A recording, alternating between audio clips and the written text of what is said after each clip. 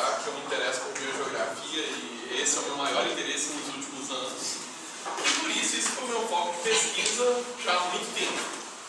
Só que para estudar biogeografia, ou seja, entender os padrões de distribuição da biota e os processos que geram esses padrões, a fonte de dado primário que a gente usa são dados de ocorrência, ou seja, pontos, localidades em que há coleta desses organismos. Aqui a gente tem como exemplo os pontos de ocorrência de um grande banco de dados, que é o GBIF, um banco de dados online, onde a gente vê aqui a distribuição desses pontos. De cara a gente já vê que essa distribuição não é muito uniforme. Tem lugares com lacunas de coleta, tem lugar com muita coleta, que chega a ficar quase branco ali no mapa, e tem lugar com menos coleta. Porém, existem muitos dados. No GBIF tem mais de 500 milhões de registros de organismos para a Terra. Isso é muita coisa. E pegando um banco de dados menor, mas brasileiro, o Species Link do CRIA, ele também é um banco com abrangência só nacional, mas com mais de 7 milhões de registros de ocorrência. Então é um número muito grande. Então, para quem trabalha com biogeografia, está uma maravilha, Tem dado pra caramba. Porém, esses dados têm alguns problemas. Primeiro que a amostragem é uniforme. E ela não é uniforme por quê? As pessoas coletam com viés de amostragem. As pessoas tendem a coletar como o objetivo da coleta, no geral, não é um trabalho biogeográfico, é um trabalho de sistemática, taxonomia ou ecologia. A coleta muitas vezes é feita até por restrição orçamentária, não tem grana para ficar fazendo pesquisa e por facilidade de acesso, em locais de fácil acesso, beira de estrada. Aqui é o exemplo máximo, desceu do carro e foi para a beira de estrada lá coletar, mas é sempre no entorno, no geral. Tanto que isso cria um viés, na qual quando a gente olha para os pontos de ocorrência, a gente vê que eles estão sempre ao longo de vias de acesso. E isso é um viés amostral que é um problema para as nossas análises biogeográficas, porque essa não é uma amostragem ideal. Quais são as consequências disso? Isso gera déficit de conhecimento biológico. Isso vai avacalhar essa história toda de estudar biogeografia. Um desses déficits é o déficit sobre o conhecimento do nicho das espécies, ou seja, as condições adequadas à sobrevivência das espécies. Aqui como exemplo, vamos pegar essa espécie aqui, e essa esfera representa o que a gente conhece das condições ambientais adequadas à ocorrência dessa espécie. Só que, na verdade, isso é maior. Existe uma parcela desse conhecimento que a gente não tem. Isso é um déficit de conhecimento, que leva o nome de déficit hudsoniano, em homenagem a Hudson, que escreveu uma das formas de nicho. Um outro déficit, em homenagem ao Wallace, déficit wallaceano, ele diz respeito à nossa falta de conhecimento sobre a distribuição das espécies. Vou pegar como exemplo aqui, vamos supor que isso é a distribuição de uma dada espécie, a distribuição conhecida, Essa é a distribuição real. Então, ou seja, a gente conhece uma parcela dessa distribuição, a gente não conhece ela toda, mais um déficit. Um outro seria o déficit linneano, ou seja, a falta de conhecimento sobre quais espécies existem. E, propositalmente, essa imagem mostra espécies bem chamativas e grandes, algumas delas, que foram descritas nos últimos 5 anos. Isso aqui é uma parcela ínfima do que foi realmente descrito nesse período, mas é uma parcela que mostra como que ainda estão sendo descobertas espécies grandes, chamativas, muito recentemente.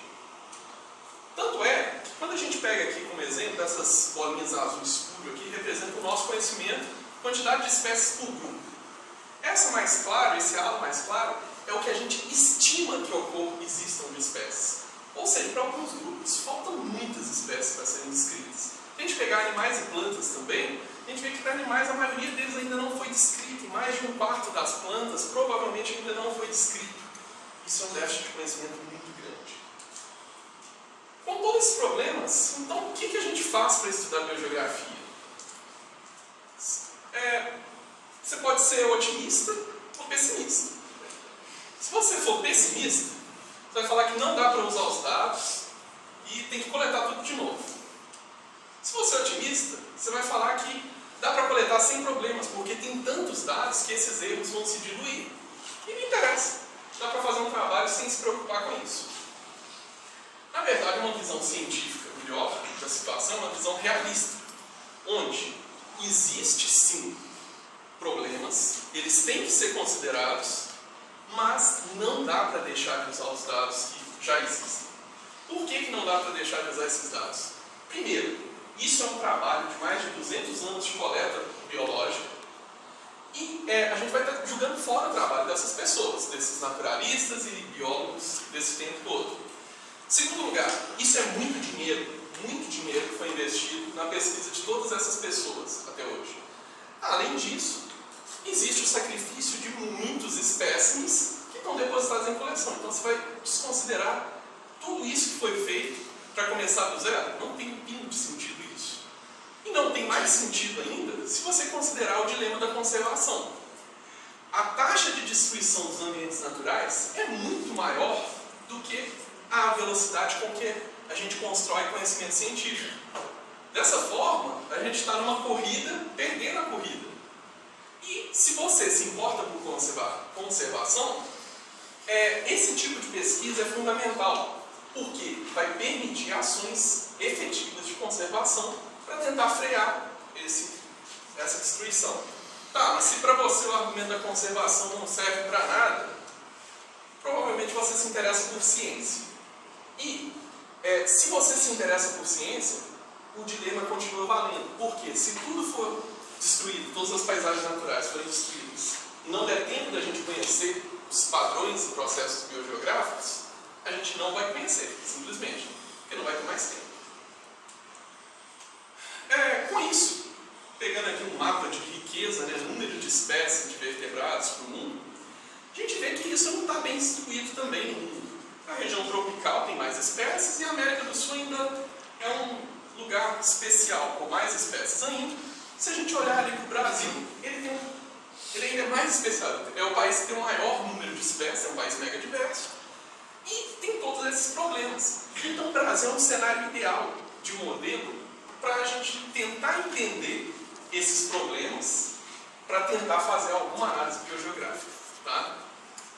Então, eu uso o Brasil como modelo nesse estudo, para tentar entender esses déficits de conhecimento, esses viés de coleta, e usar esse conhecimento para poder tentar compreender um pouco dos padrões biogeográficos e dos processos que geram esses padrões. Então vamos à coleta de dados. Todo mundo adora mostrar na tese onde coletou os dados, eu também vou fazer isso, é lógico. E esse é o local de coleta de dados, tá? Inclusive esse é o mesmo lugar que eu fiz o meu sanduíche. Tá? Como foi essa coleta de dados? Eu fiz um banco de dados, então, com dados da internet, que são aqueles dados do GBIF, do CRIA, cheios de problemas, dados da bibliografia, bibliografia taxonômica no geral, junto com coleções que não estão online. Como que isso foi feito? Com parceria com diversos pesquisadores de cada grupo que a gente estudou. E esses são os grupos. Para artrópodes, esses grupos, vertebrados estes e angiospermas estes. Tá?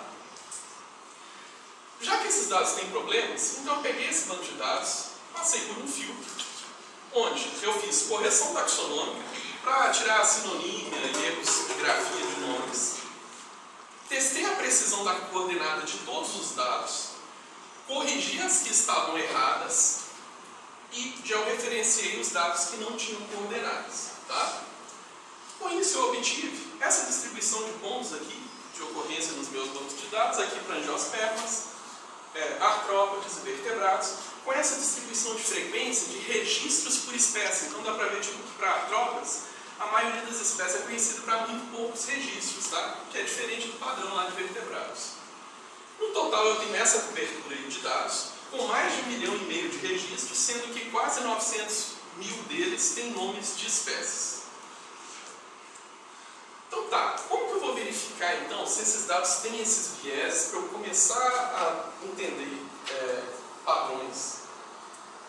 A gente vai pegar um lugar como exemplo, tá? Um lugar aqui, no caso, no sul da Amazônia, onde a gente tem uma estrada aqui. Eu não estava afirmando que as coletas devem estar mais próximas das vias de acesso, vamos testar isso na prática. Como que a gente vai fazer isso? Pega um ponto tá? Isso vai se repetir, na verdade, várias vezes na estrada. E a gente vai quantificar a distância desse ponto. Ok. Mas o que eu vou fazer? Meu banco de dados não tinha 1,5 milhão de registros. Eu vou então sortear 1,5 milhão de pontos no Brasil e ver qual que é a distribuição esperada da distância da via de acesso. Porque a gente sabe que no Brasil tem uma malha viária muito grande. Então, acaba que nunca você pode estar no meio do mato e você está a uma certa distância de uma estrada. Então, eu fiz isso 1000 vezes para gerar uma curva. Essa curva me fala qual que é a distância esperada ao acaso, se as coletas fossem ao acaso, da estrada. E a gente vê que não é nem tão distante assim que era esperado. A maioria dos registros era para ser realmente próximo de estrada. Mas o problema está que quando a gente olha para os dados, eles estão mais próximos das vias de acesso do que é esperado ao acaso. E muito mais próximo, na verdade. A gente vê que há uma diferença muito grande entre as curvas. O que isso implica? Existe um viés, e ele é muito forte. A gente está coletando muito na beira da estrada, muito mais do que se esperaria ao acaso para esse número de registros. Se a gente repete a mesma análise para angiospermas, padrão mesmo. Para artrópodes, mesmo padrão. Para vertebrados, o mesmo padrão. Isso tem uma implicação muito importante. Aquela velha história de que vertebrado é melhor conhecido, ou algum grupo de vertebrado é melhor conhecido, não vale, tá? Eles têm o mesmo viés. Então, se existe problema, o problema é para todo mundo, tá? Então, já não dá muito para você usar esses grupos com esse argumento. Então, será que isso aí, esse viés, ele está gerando aqueles déficits de conhecimento que eu falei? Eu decidi testar isso também. Vamos primeiro ver o déficit liniano, aquele sobre quantas espécies ainda não estão descritas. Lógico, não dá para eu saber quantas ainda estão para descrever. Mas eu posso partir da seguinte premissa. Os lugares onde eu tenho menos coleta, mas eu sei que existem espécies que não são comuns aos lugares mais coletados, ou seja, um lugar com uma composição de espécies muito diferente, devem ser os locais onde eu tenho maior chance de encontrar espécies novas. Vamos ver se esse padrão eu encontro de fato, de ter uma diferença. Eu fiz uma grade ali no Brasil só para ter unidade amostral, tá? Vou pegar aquela mesma estrada lá como exemplo, essa estradinha aí. Então, isso aí vai ser uma unidade amostral mínima. Vamos focar nela então. Vou focar nela. Nosso foco ali é aquela estrada. Como eu vou quantificar as espécies que estão na estrada? Fazer um raiozinho ali ao redor da estrada, uma faixa de 500 metros de cada lado. Tudo que cair ali dentro é a minha amostra de beira de estrada. Faço sucessivos raios ali. E olha, quais espécies estão na beira da estrada? Quais estão no outro raio e no outro? Assim por diante. Vou fazer aqui como exemplo, comparar os dois locais mais distantes. A gente já sabe que na beira da estrada eu vou ter mais espécies, porque tem mais coleta, e aqui vai ter menos. Então eu vou fazer uma comparação um pouco invertida aqui, que vai ser a seguinte. Vou comparar as espécies que estão aqui, que são 4. Quantas delas eu tenho em comum com a beira da estrada? Uma só. Então eu tenho 25% de similaridade entre essas áreas. Então eu consigo saber o quanto esses lugares são parecidos. Agora vamos olhar esse padrão, então, para o Brasil. Aí está a estrada, né? 50 km daquela faixa, olha aí a porcentagem. Olha só que interessante. Todos os grupos têm o mesmo padrão. Eles então estão ficando cada vez mais, você encontra cada vez espécies mais diferentes à medida que você distancia da estrada. E mesmo na beira da estrada a 5 km, eu já encontro apenas 20% de espécies em comum. Tá? E lá longe, então, nem se fala. Praticamente nenhuma espécie em comum, apesar de ter menos coleta. Tá, mas isso aí precisa ser um padrão puramente devido a uma variação normal pela distância. Porque eu estou variando distância e varia a composição de espécies. Então vamos testar. Ao longo da estrada agora, eu inclinei aqui, então aqui está a estrada, faço a mesma coisa. Olha que diferença. Todos os grupos têm o mesmo padrão, mas ele não varia com a distância tanto. E além disso, ele já começa com 50%, então ele é bem menos variável. Ou seja, coletar um pouquinho longe da estrada faz muito mais diferença do que ficar coletando ao longo de uma estrada. Então, isso está gerando esse déficit, provavelmente. Para quantificar o déficit wallaciano, o que a gente vai fazer? Vamos usar o modelo de distribuição de espécies. Como que esses modelos matemáticos funcionam? Eu tenho pontos de ocorrência das espécies que eu conheço. Eu uso variáveis ambientais como preditoras, assumindo que elas representam parte do nicho dessas espécies. E eu vou fazer uma predição a partir desse modelo matemático de uma área onde a espécie ocorre. Tá, então eu tenho uma forma de estimar a distribuição dessas espécies. Então vamos pegar como exemplo uma espécie aqui, a Codon montensis, e aqui estão os pontos de ocorrência dessa espécie. Vou fazer então estimativas diretas da distribuição dela, sem modelo. Um raio de 10 km, quase não mudou aqui, né? É um raio pequenininho ali, eu posso quantificar a área nesse raio, medir a área daquilo ali. Posso fazer com um raio de 50, que é um pouco menos conservador, estou tendo uma área um pouco maior. Posso ser ainda menos conservador e ter uma área do mínimo polígono convexo, que é muito maior. Agora eu posso comparar isso aí, que é a minha realidade empírica direta, com os modelos. Aqui um dos modelos, outro, vocês já estão vendo que os modelos variam muito de predição, ali um outro, e outro, e mais outro. Qual que é o resultado dessa comparação? Repetindo esse processo para 4.300 espécies que a gente tinha dados de melhor qualidade, a gente vê que todos os modelos apresentaram uma área de distribuição, todos não, a maioria deles apresentou uma área de distribuição superior à área medida diretamente. Ou seja, existe um déficit de conhecimento sobre a distribuição das espécies e mais, esse déficit é igual para todos os grupos. Também, o problema continua sendo igual para todos os grupos. E aquele último déficit lá, o hudsoniano, sobre o nicho das espécies?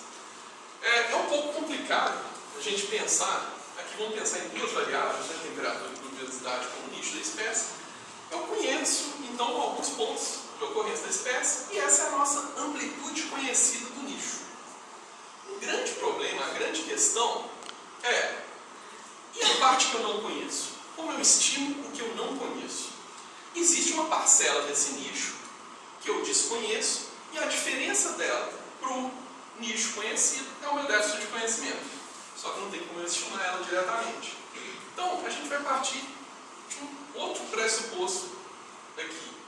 Isso aqui é um mapa de variação climática do Brasil, tá? Um PCA. As cores aqui indicam condições climáticas diferentes em cada local.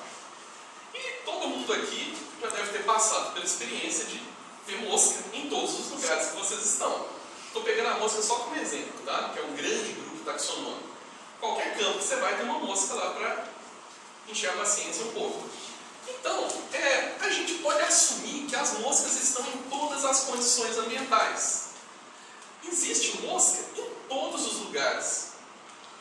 Só que, se eu não tenho um dado de uma dada condição ambiental para moscas, o que isso significa? Que aquilo é um déficit de conhecimento sobre o nicho desse grande grupo. Então eu consigo fazer uma comparação indireta para os grandes grupos, não para as espécies diretamente. Com isso então, pegando então esse mapa de variação climática, como que eu fiz isso? Peguei aqueles pontos de ocorrência lá de todos os grupos, então, todos os grupos, eu presumo que eu iria encontrar esses grandes grupos em todos os lugares. Então eu pego um ponto no Brasil, um ponto qualquer, que eu vou começar até dali, vou comparar esse ponto ambientalmente com todos os meus pontos do meu banco de dados. E vou encontrar o ponto que é mais parecido com ele. Encontrei.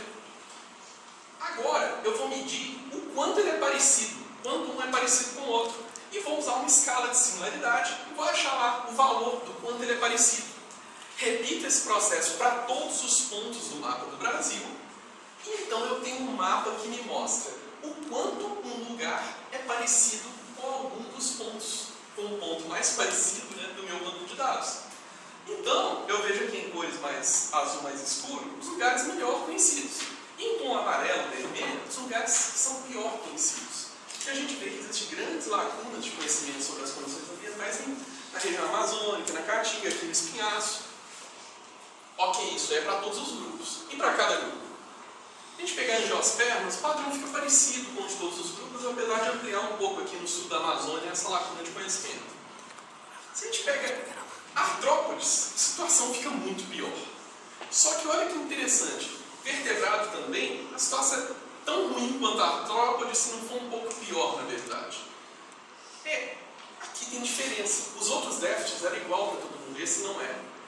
Então isso significa que, apesar daquele vício de coleta ser igual, ter mais pontos de angiospermas, que a gente tinha mais pontos de angiospermas, fez diferença. Apesar de eles estarem bem próximos, um ponto um pouquinho distante já está coletando uma condição ambiental diferente. Isso já muda o conhecimento sobre o nicho. Então ter mais pontos faz diferença. Ok, isso tudo a gente viu, então existem muitos problemas, mas isso interfere em como a gente quantifica a biodiversidade? Interfere. Aqui um mapa de riqueza de espécies, tá? Isso está correlacionado fortemente com o esforço amostral. Então, a gente está olhando para esforço amostral e não para a riqueza real de espécies. Se a gente falar de betadiversidade, que é aquela relação de composição de espécies, como que as espécies vão mudando no espaço, essa relação é praticamente nula. Porém, a gente não pode esquecer que esses dados aqui são provenientes, estão relacionados com dados de ocorrência de espécies, na qual a gente tem déficit sobre o conhecimento da distribuição delas e sobre quais espécies existem. Então, indiretamente, isso aqui também está enviesado, tá? Ok.